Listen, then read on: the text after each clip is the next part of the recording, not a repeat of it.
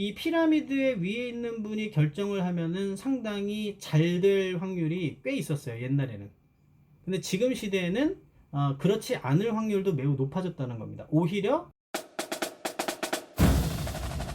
오픈 스페이스 베타의 세 번째 베타 코덱스에 대해서 말씀을 드려볼게요. 약간 지루하게 생각하실 수도 있겠지만은 요게 현업에서 지금 조직 관련된 문제를 갖고 계신 분한테는 좀 재밌지 않을까 기대를 해보며 시작을 해보겠습니다. 자, 베타는 규정이 아닌 원칙이라고 얘기를 하고 있어요. 이게 무슨 말이냐? 규정이라고 하는 거는 쉽게 말하면 그냥 안 지키면 혼나예요. 9시에 출근하기로 했으면 이게 규정이죠. 그걸 안 지키면은 뭐 나름의 페널티가 있겠죠. 때리지 않겠지만은 뭐 감봉 하여튼 뭐 등등이 있겠죠. 원칙이라고 하는 건 뭐냐면은 우리가 그렇게 합의로 서로 간에 합의를 본 거죠.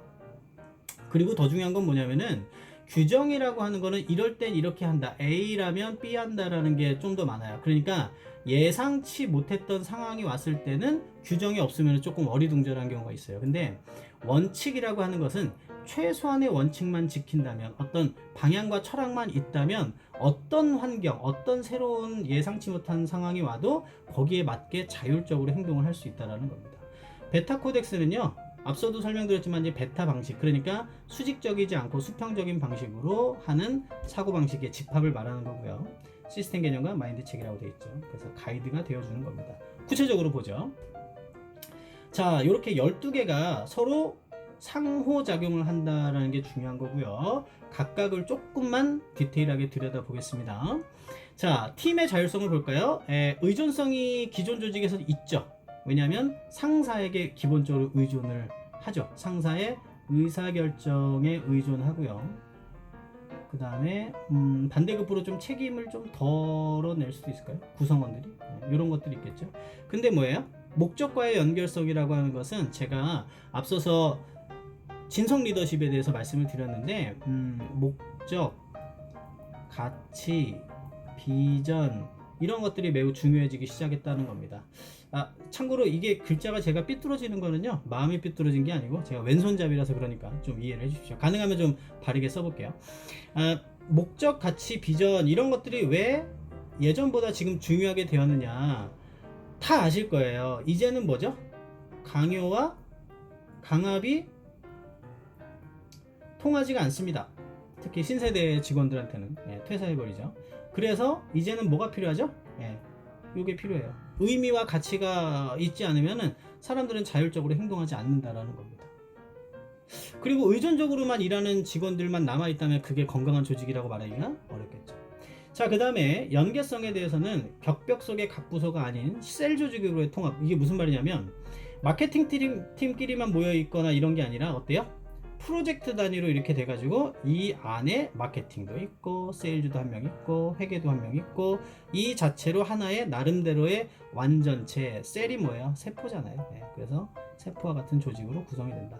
그리고 리더십은 당연히 관리가 아닌 자기 조직화가 되겠죠. 왜? 시장이 빠르게 변화할 때 자기 조직화된 팀들이 자발적으로 의사결정하고 책임지는 구조가 되어 있는 거고요. 리더들은 뭐죠? 관리보다는 이제 서포트를 해주는 그런 역할로 바뀌겠죠. 그 다음에 이제 전방위적인 성공이죠. 조직 전반의 건전성. 어느 부서만 더 잘나고 이런 게 아니죠. 어느 부서만 더 잘난다는 건 뭐죠? 이건 경쟁이 있다라는 뜻이죠. 근데 여기는 조직 전반의 건전성이라는 협업이라는 게 좀 더 있다고 보시면 될 것 같아요. 투명성은요, 예전에는 어때요? 권력이나 어떤 일부가 이제 정보를 갖고 있었는데 이제는 거의 모든 정보가 교류가 되는 거죠. 사실은 애자일 매니페스토, 애자일 선언문이나 지금 말하고 있는 베타 코덱스가 나오게 된 배경도 사실은 어떻게 보면 이거예요. 지식 정보가 교류될 수 있는 IT 기술이 굉장히 많이 발달을 하지 않았습니까?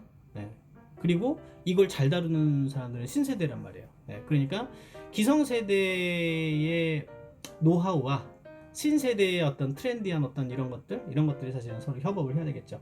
자, 그 다음에 시장 지향성 말할 것도 없죠. 위로부터 결정이 아니라 상대적인 목표를 설정한다. 상황이 어떻게 바뀔지 모르기 때문에 거기에 맞춰서 유연하게 목표 설정을 바꿀 수 있다는 뜻이 되겠죠.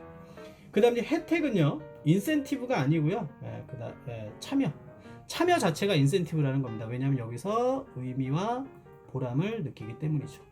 그럼 인센티브가 전혀 없냐? 그것도 아니에요. 인센티브가 있을 수 있는데 대신에 개인 차원이 아니라 팀 차원으로 인센티브를 주죠. 왜 그럴까요? 당연히 서로 협업할 수 있도록 유도하기 위한 거죠.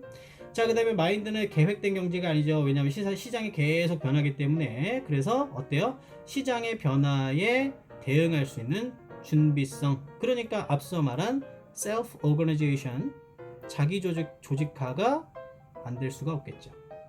자, 그 다음에 리듬이라고 하는 거는 회계 연도 중심이 아니라 재치와 유연함. 요 얘기가 왜 나왔냐면 닐스 플래깅이 BBRT라는 걸 만들었어요. Beyond Budgeting Round Table. 왜냐하면 원래 회계 전문가였거든요. 근데 그걸로는 한계점이 많다라는 걸 알게 되면서 베타 코덱스가 점점 만들어지게 된 거죠. 자, 숙련도의 의사결정은 윗사람이 하시는 게 아니라 뭐죠? 실질적인 성과를 내는 사람이 결정을 할 수 있어야 된다는 거죠. 이거는 굉장히 중요한 전제가 있어요. 왜냐하면 이 피라미드의 위에 있는 분이 결정을 하면은 상당히 잘 될 확률이 꽤 있었어요, 옛날에는. 근데 지금 시대에는 그렇지 않을 확률도 매우 높아졌다는 겁니다. 오히려 말단이나 어딘가의 중간에 있는 전문가라든지 시장 리서치를 많이 한 사람이 훨씬 더 좋은 결정을 내릴 여지도 있다라는 겁니다. 자원의 훈련도요. 여기서 뭐 리소스가 되겠죠, 그죠? 리소스. 지위 중심이 아니라 실질적인 같은 맥락이죠. 실질적 해결 방안을 중심으로. 흐름의 조정도 일정하게 그냥 기계적으로 분배하는 게 아니라 가치 창출의 역동. 이런 것들이 다 뭘로 가능하다고요? 아까 self organization. 이런 것들이 조직 문화와 조직 구성원들의 마음속에 체화가 되어 있으면 가능하겠죠. 자, 간단하게 정리를 해보겠습니다. 말씀드린 것처럼 이 12가지는 상호작용을 합니다. 에자일 매니페스토가 마음에 드신다면 에자일 매니페스토를 하셔도 전혀 상관이 없습니다. 단 에자일 매니페스토는 상대적으로 IT나 소프트웨어 개발 이쪽에 좀 더 맞는 어떤 가치체계라 그러면 베타 코덱스는 좀 더 확장적으로 거의 모든 형식의 조직에 맞는 커스터마이즈 된 형식이다, 이렇게 보셔도 괜찮지 않을까 싶습니다. 자, 근데 이제 이 베타 코덱스를 어떻게 조직에 심을 거냐, 이제 이게 문제가 되겠죠. 베타 코덱스가 잘 심어지면 여기를 이제 갈 수 있다라는 거죠. 자, 이제 변화를 위해서는 통과 의뢰가 필요하다는 거예요. 통과 의뢰 뭡니까? 아프리카 부족이라든지 그리스나 스파르타 보시면 기억나시죠?